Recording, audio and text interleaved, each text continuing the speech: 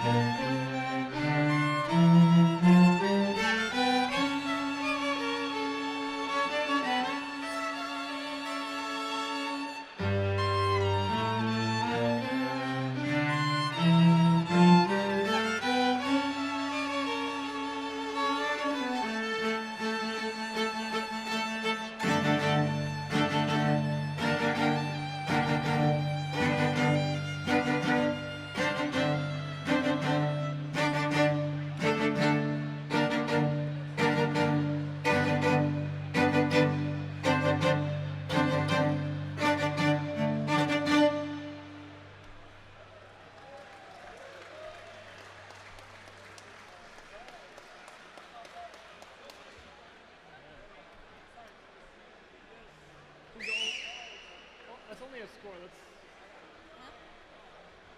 We should skip one to do wilds. It's only a score. Let's do Mr. Brightside. Mr. Brightside. One, two, three.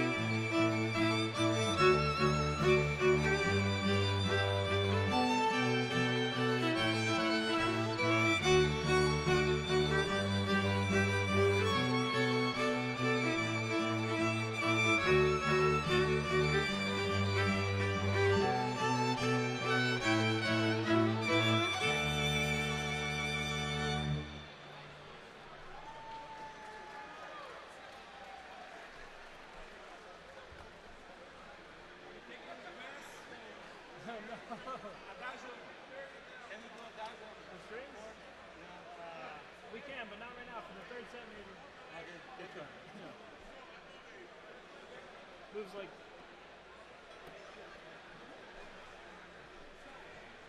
One, two,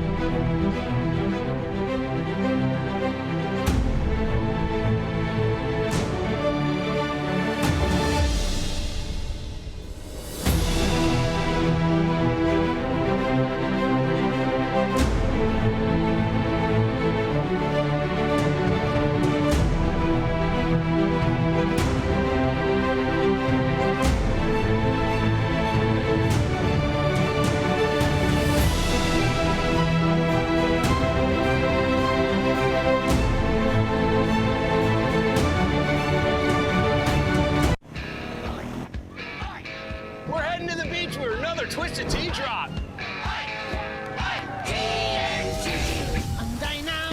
We're surprising real Twisted Tea superfans who love the smooth and refreshing taste of Twisted Tea Hard Iced Tea. Twisted Tea tastes like real iced tea because it's made with real brewed tea. And with 5% alcohol, get ready to turn up your fun in the sun all day long. Twisted Tea Hard Iced Tea. Keep it twisted.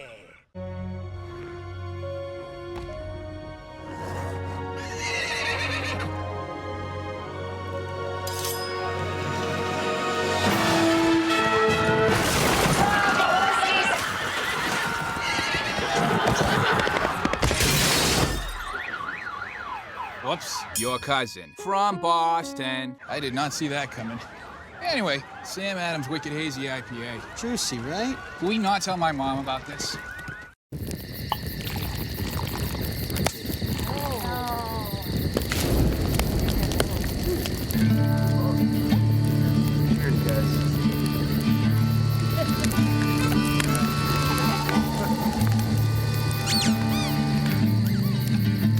Hey, buddy. Look at it. Yellowstone. Bourbon for all.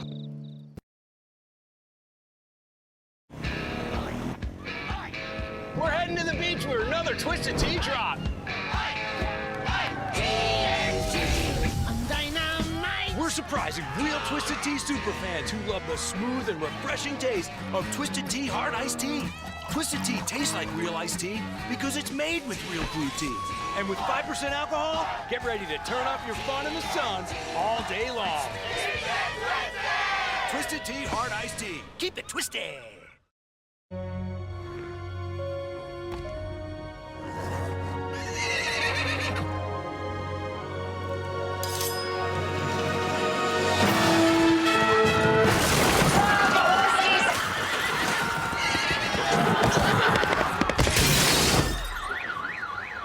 Whoops, your cousin from Boston. I did not see that coming.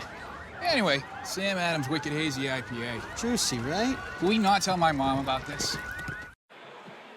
Welcome back to the main stage, the Great Smoke 2025. This segment and all our interviews are brought to you by Yellowstone Bourbon, faithfully yours since 1872. Ladies and gentlemen, it's a great pleasure to introduce Mr. Martin Cove and Paul DeSilvio. That was not enough. Let's do that again. Ladies and gentlemen, Martin Cove and Paul DeSilvio. And Rex Harden to my left.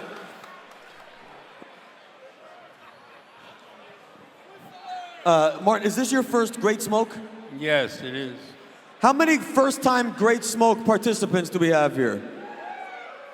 Great. Hopefully it won't be your last. No, I enjoy this. Good.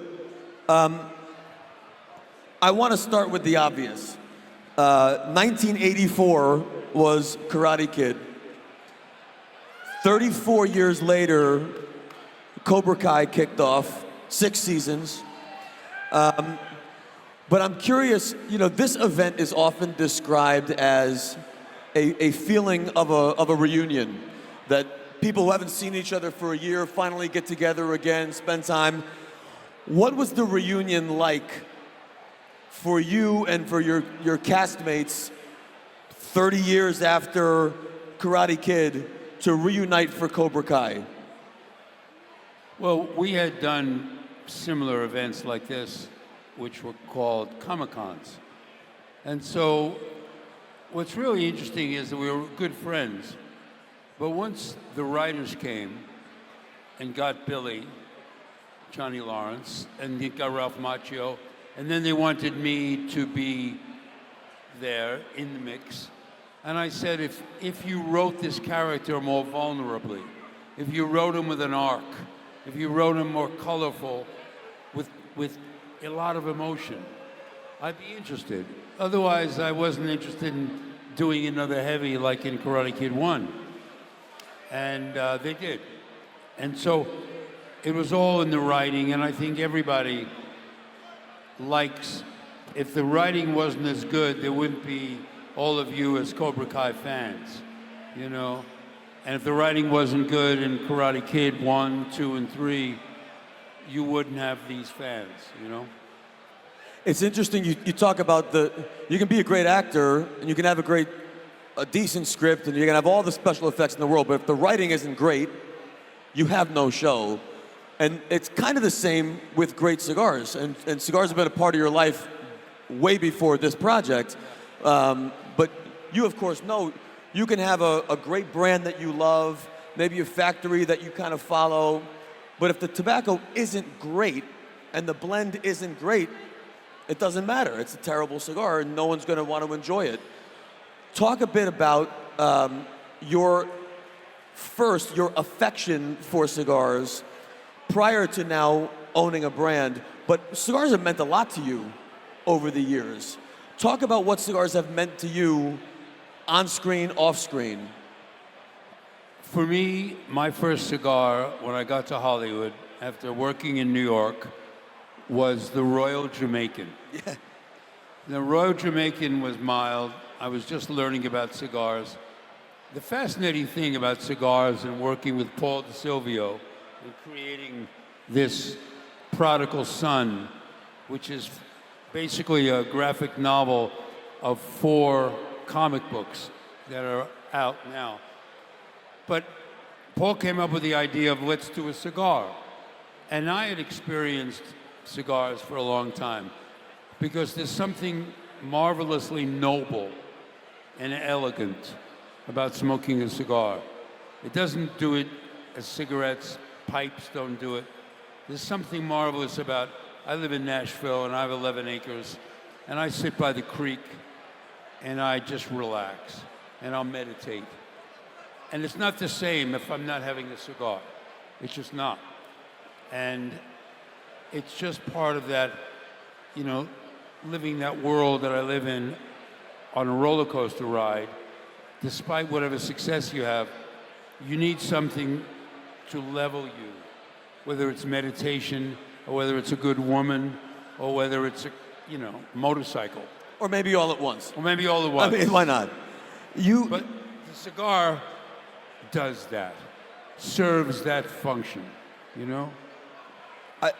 I can't help but look at your career, but then also pay attention to the things that you are just passionate about outside of your career. I mean, you have certainly a passion, affection for martial arts, American Western sort of culture, certainly cigars, and it became apparent to me that the things that you are most passionate about, and then of course we add acting and storytelling into that, and your life and your art have imitated one another throughout the entirety of your career.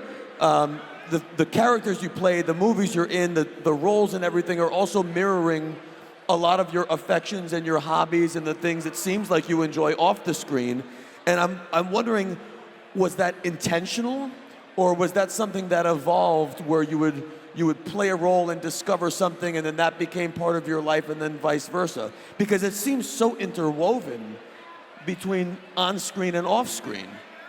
It's a great question. Great question.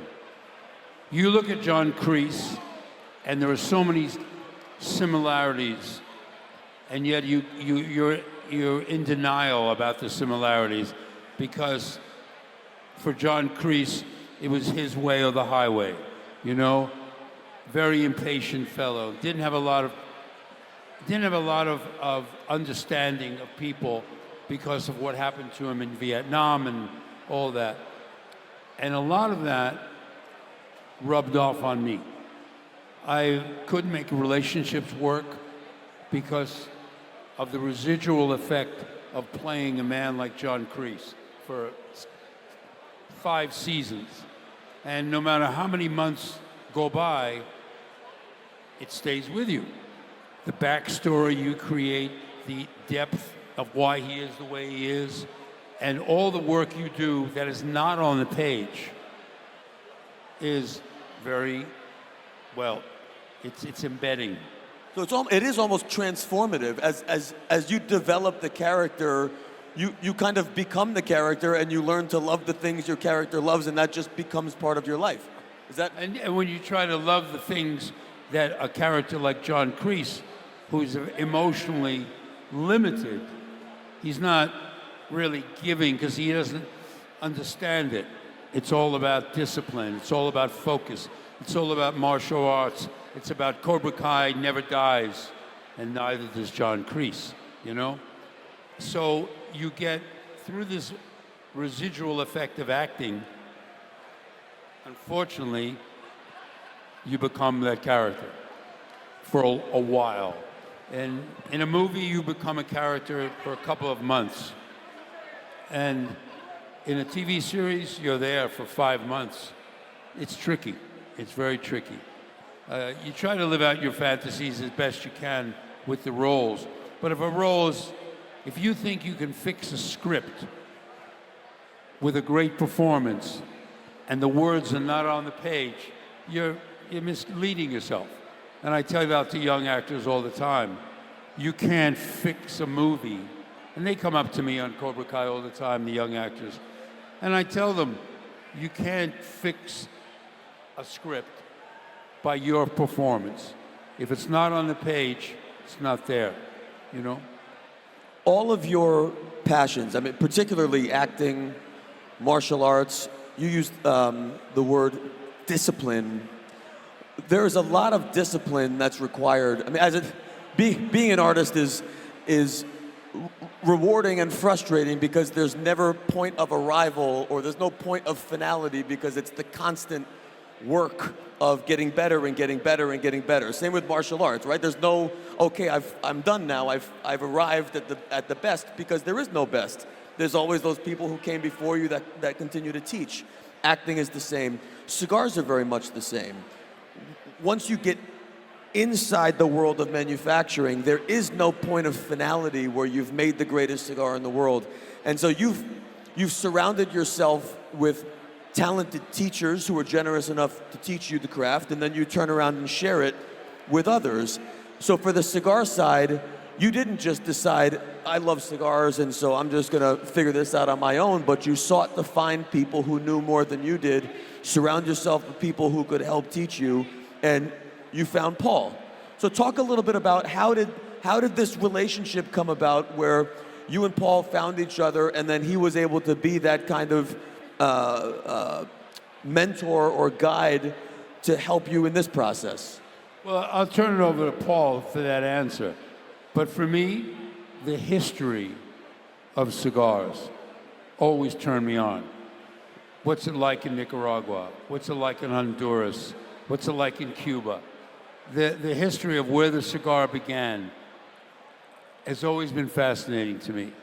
And being a student of history of the Old West, and you know, this Prodigal Son and this cigar that'll come out in June is based on one concept, that I don't think our kids have any heroes these days. I think that all of us grew up back in television in the 60s, when there were 35 Westerns on primetime TV, and you could choose a hero. Today, it's Marvel manufactured heroes. And this is a story. Or shitty influencers, which is even worse. Yeah. And today you see the movies, there's too many politics in the movies. It's not about art. And therefore, the kids need heroes. And I created this as sort of a legacy for myself. I want kids to have a hero. It's a 12-year-old boy, teams up with an old gunfighter, and they basically share a moral fiber. And I wanted a cigar that would have those qualities that these two characters have together. And I met Paul, and you take it, explain to them what happened. So it sounds like you had a concept, an artistic concept of what you wanted to convey in a cigar, and now Paul, you have to turn around and convey it in a cigar. First of all, how did you guys hook up, and then how did you do the work? I took my son to a Comic-Con, and we were passing by. There was a 3-hour wait to meet Marty. And I skipped the line, and I said to him, I study a style of karate that's similar to yours. I'm not going to get into it. It's from Okinawa. And we started chatting. I says, do you like cigars? He says, I love cigars. This is 3 years ago. I sent him cigars. He called me the next day. We were on the phone for about 3 hours. And we just became very close friends. And then I introduced him to Chaz Palminteri. And we all became like a little group of, cigar smokers together. And I've been in the business for 30 years, blending. I have a factory in the Bronx, Arthur Avenue, Little Italy, in New York. And I said to him, listen, I have a concept. We were going to do the Cobra Kai, but I thought you talk about a celebrity cigar. You don't want to make it too gimmicky. It has to have a story. And him working on this brilliant graphic novel, and now it's going to be turned into a television series. I said, let's go after that. He's a Western fanatic. He knows everything and anything about the Wild West. So I said, let's go after that. Let's not make it a gimmick. Let's make this a real cigar. And we worked on it for 3 years, and he takes notes on everything. He knows so much about cigars. I know a lot about cigars. With Chaz Palminteri, when I created the Bronx Tale, I was making that cigar 10 years prior, but to take it to another level, I needed a factory and resources that could keep up with that type of command. And just for jokes, because the guy before said, well, celebrity brands, Bronx Tale's doing amazing because it's about the story. He dedicated it to his grandfather, who the only thing he enjoyed was a cigar, and we were off to the races. This is the same difference. Martin's passionate about this. He loves the industry, and we're going to come out with a killer cigar. The blend is amazing. It's an undisclosed blend, but the wrapper is Mexican San Andreas, and we're very proud of it. Today, I'm also proud that we are featuring Chaz Palminteri's A Bronx Tale cigar, the Calogero, and we're at the Epic booth. Epic is my partners in that cigar.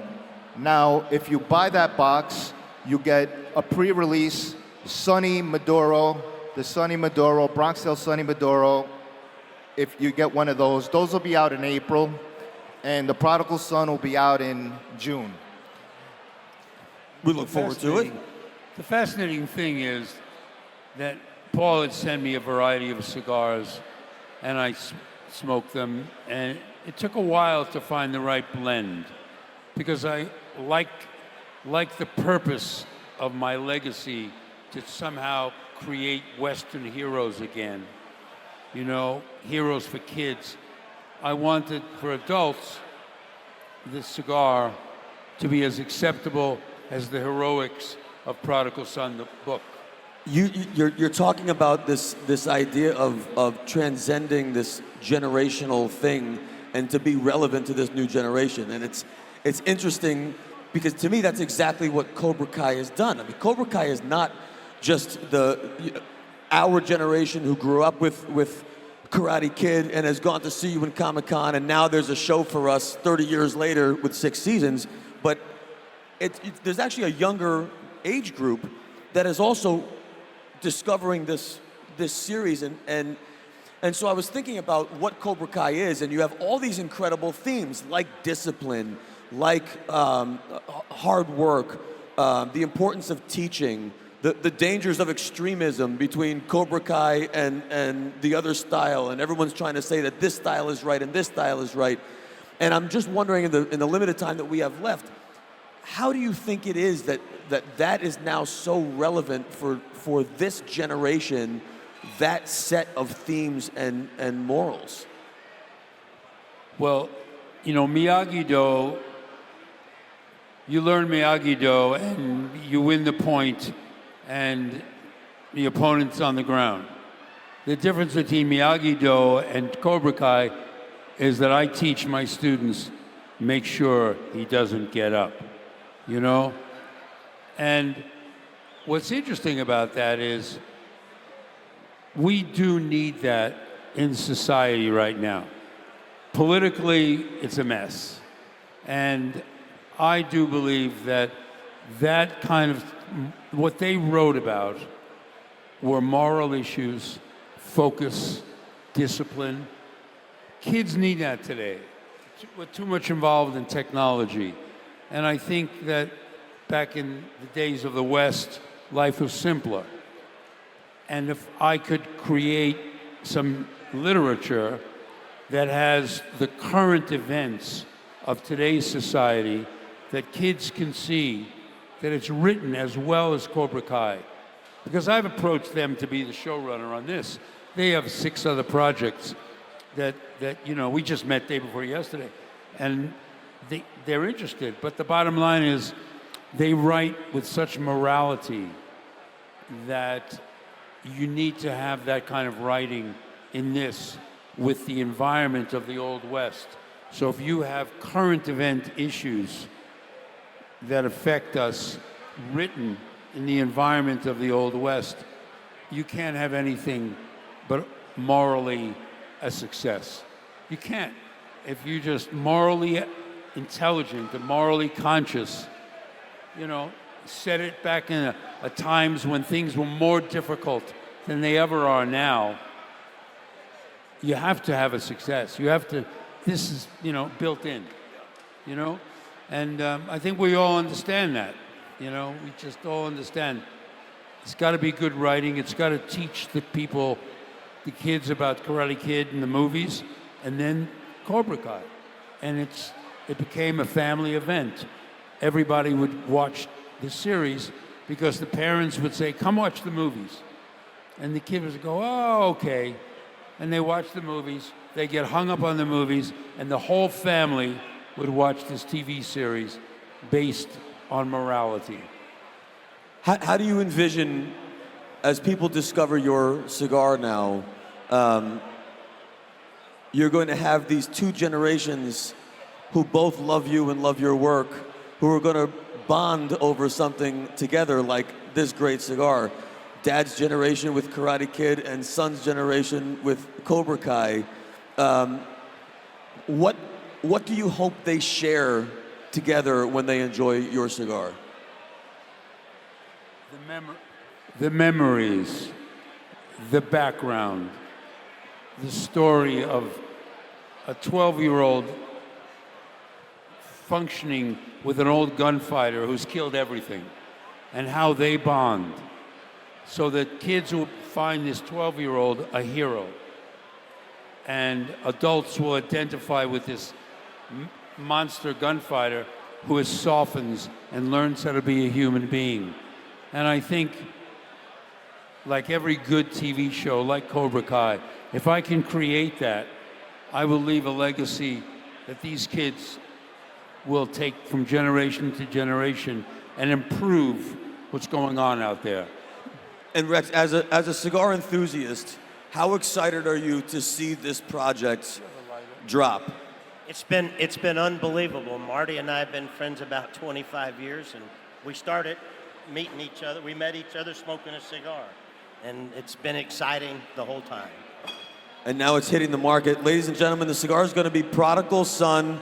A big round of applause for Martin Cove, Paul DeCivio, Rex. We appreciate you guys so much. I have to let a cat out of the bag. Okay. Me and Abe DeBena, who's become like a brother to me and a mentor, we're coming out with a cigar called the Amico, and it's all going to be blended by me and made in my factory in the Bronx. We're making a limited edition. It'll be out this year, and I'm very proud of that project. The Amico, it's Friend, and it's going to be made all in the Bronx, and we're very excited. I'd also like to give you a Bronx Ale. Nice. That's a Sunny, and the first Amico. Thank you, sir. And a Prodigal Son. Oh, this is awesome. This is blended by Sanj Patel and made in his factory in Santo Domingo, and it's an amazing blend. So I want you to enjoy those. I appreciate it. And you'll tell me what you think about them. Be on the lookout for the Colodro, the Sunny, the Amico, the Prodigal Son. A round of applause, ladies and gentlemen. If you're following online, we're going to Kim and Paul. Oh, Paul, where are you? Oh, And who are you talking to right now? I'm right here. Am I live or are you live, Kim? Oh, it's all you, Paul. Okay. You go All right. first. So I'm here. I have Michael Knowles. We want to focus on first timers here at the Great Smoke, and Michael Knowles is the owner of Mayflower Cigars. So, Michael, we just want to ask you, like, what's it like your first time here at the Great Smoke? As Abe told me, he's ruined me for all future cigar events. It's really great. I mean, I've gone to a lot of cigar events over the years as a enthusiast and a customer. This is my first time as a cigar company owner, because the company's only a year and a half old. This is like, imagine heaven. You got to check the boxes. What are you going to do all day? You're going to smoke cigars, hang out with great people, drink coffee and beer, and have more cigars. Okay. That sounds great. Yeah, I mean, this is your audience. Like, these people know you, and now you have this shared enthusiasm with them, with the brand. So it's kind of cool that you're able to bring this to this audience, and I think you've been well received by everybody here today. Yeah, happily. I was saying, if I'm not well received by cigar smokers, my career's over. All right, those are my people. But it is part of. I do a show that's online or syndicated to wherever, and so that's a digital experience. But actually, I like the in-person experience. So that's part of what the cigars are about, is being able to get out there in real life with real people, flesh and blood. And so this is a perfect example of really what the whole purpose of Mayflower is. Well, and what we love is when brand owners like you are actually out here. I mean, Michael's been here since the beginning. He's out here shaking hands, kissing babies, like you do. But like actually out here talking to people, it's really cool to have this kind of interaction with brand owners, and that's what the Great Smoke is all about. And I think, Kim, you have another brand newcomer to the Great Smoke, friends of us at the Great Smoke and KMA. So, Kim, I'm going to throw it over to you now. So I'm excited. We did talk to him a little bit earlier. I remember when I was in the cigar game, I saw his tubos on the shelf. They're gorgeous. So let's have Nick Fusco do a little bit of introduction, tell a little bit about his brand, because the story behind his brand is beautiful and motivating. And let's give him the microphone for a minute. Thank you for having me on. Give you guys a background on my brand. I started the company when I was 22 years old. I'm 26 now. Started in honor of my grandparents, who unfortunately were in the Champlain Towers collapse, the building that collapsed in Surfside, Florida. Started it because my grandfather was from Cuba, introduced me to cigars when I was 16 years old, and I named the company El Mago, which in English means wizard or magician. Chose that name for the first two letters of my grandparents' names, which I combined. So M-A, first two letters of Maria, G-O, first two letters of Gonzalo. And all the bright colors and tubes and all that is dedicated to the James Hotel, a building in Miami Beach, which my grandfather bought in 1989 and is still in our family today. So that's where the colors come from. And then the tubes is because my grandfather loved cigars and tubes. He would smoke in the lobby of his hotel, and when he got busy, he'd cut a cigar, put it back in the tube, and come back to it later. So he always had a collection of tubes going on, and that's why 9 out of my 10 blends are in tubes. I love it. You guys, are you kidding? Look how gorgeous it is. I'm super excited. The Great Smoke fosters new brands. It fosters the growing of the brands. Everybody coming over here. I love this brand. I was just smoking. They have an exclusive one here, you guys, which is a Solomon, and I'm already halfway through it. I put it down so I could go on camera. I'm sorry, I didn't want to smoke, but it's beautiful. I absolutely love it. So I don't know if Paul is going somewhere, or if maybe we have a commercial. Paul, what do you have going on? Paul? Listen, I'm just hanging out here, Kim. We spoke to the newcomers at the Great Smoke. Listen, part of what happens here is that we kind of get to see almost like family members. Like, it's almost like a family reunion. So walking around, chatting with everybody, giving hugs. It's been amazing. And I'm just hanging out here in the general admission area, and you can see that it is packed here. But everybody is having a fantastic time, as always, at the Great Smoke. It's really amazing, and it's such an honor to be a part of this.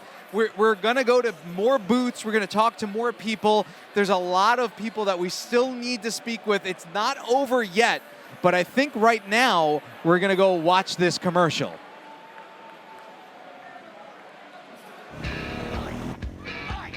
We're heading to the beach for another Twisted Tea drop. We're surprising real Twisted Tea superfans who love the smooth and refreshing taste of Twisted Tea Hard Iced Tea. Twisted Tea tastes like real iced tea because it's made with real brewed tea. And with 5% alcohol, get ready to turn up your fun in the sun all day long. Twisted Tea Hard Iced Tea. Keep it twisted.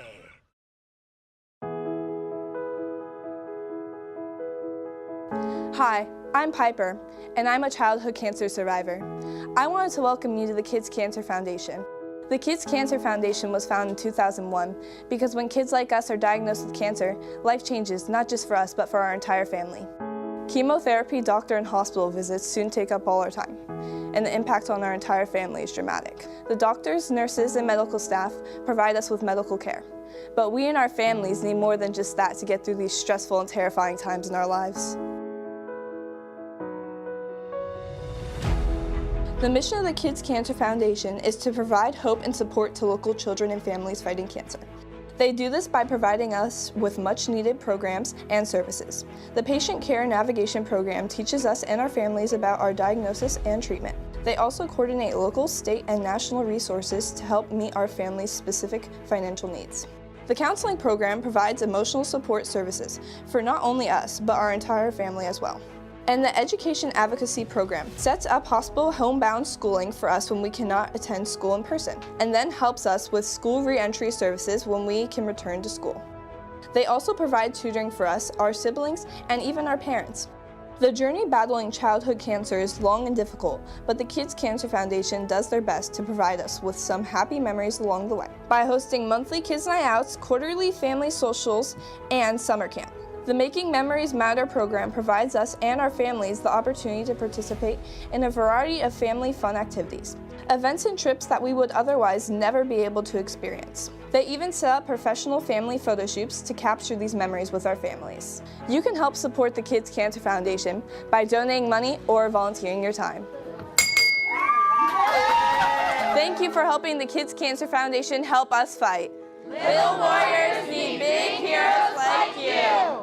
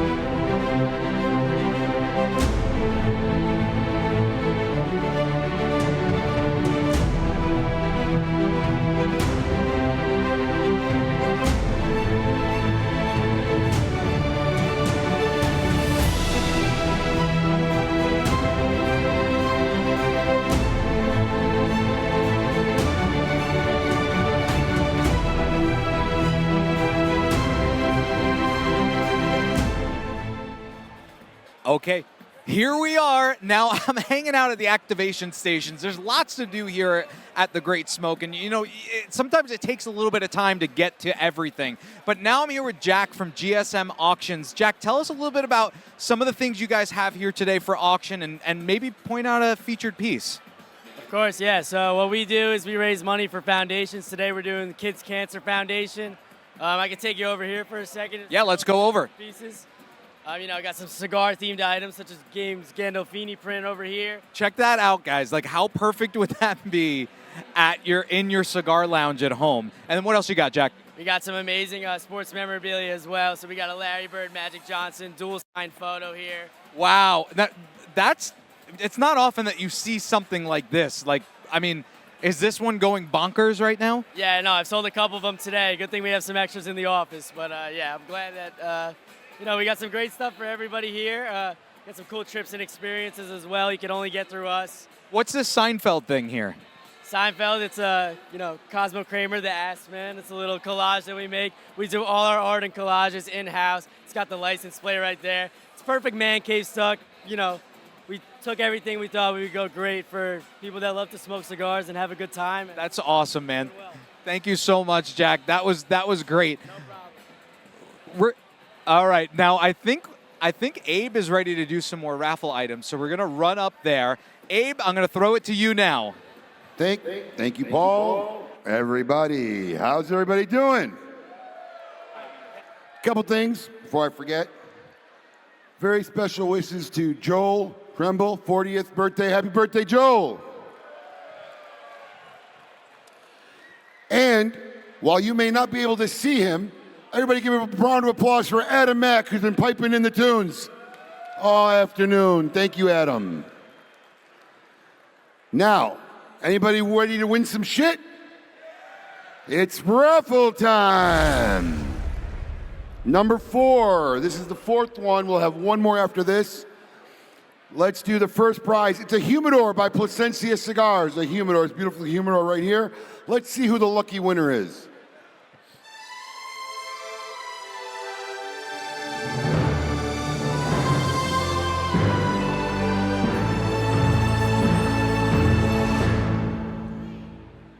Justin Lewinger. Justin Lewinger from Florida. Justin Lewinger.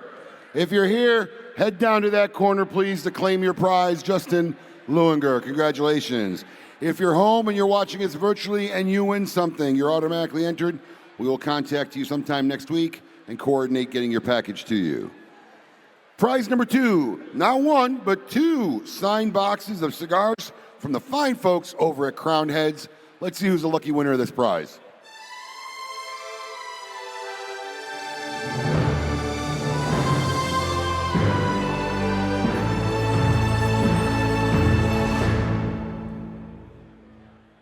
Daniel Kuhn from Michigan. Daniel, congratulations, Daniel. You won that prize. We'll reach out to you sometime early next week to get that to you. Prize number 3. El Elwawense, right? You can't get this no more. An Elwawense 5-year anniversary chest of cigars, plus a pyramid sign from the fine folks over at Foundation Cigars. Some of you are big fans of this particular blend before it changed, and so now's a chance to win it. Why are you laughing? What? These guys. All right. Let's see who won this prize. Like little kids.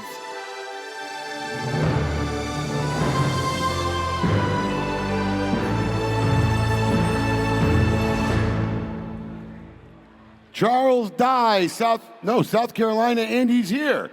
Charles Dye, you're in the house from South Carolina, Charles. You have won that prize. Please head down to that corner right down there to claim your prize, Charles Dye. Prize number 4, 3 boxes of cigars, including a signed box of the Bronx Tale Cigars by Chaz Palminteri, right? Let's see who's the lucky winner of this box, this package.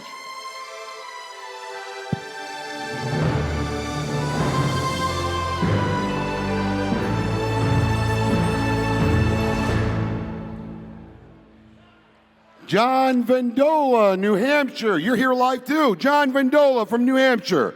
You have won. Please head down to claim your prize. And the final prize in segment number 4 of the raffle giveaways is a 3-box set of signed D&T Dunbarton Tobacco and Trust cigars, plus a Sasquatch and a Dunbarton mug, in case you didn't have one. Let's see who the lucky winner of this prize is.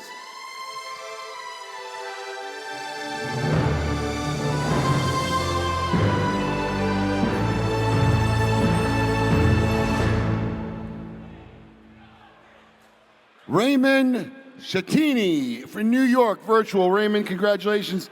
You have won that prize. I got one more round of giving away stuff, and then we're heading into the grand finale. Everyone, if you want to know what the theme is for next year, stick around. We have one hell of a presentation for you and our grand finale coming up very soon. We're going to take a short break. We got more stuff after the break for you guys, plus our final interview for the day. We like to save him toward the end of the day because he's had a little bit to drink, a little bit more entertaining. We'll be back with some interview with Steve Saka. Don't go anywhere.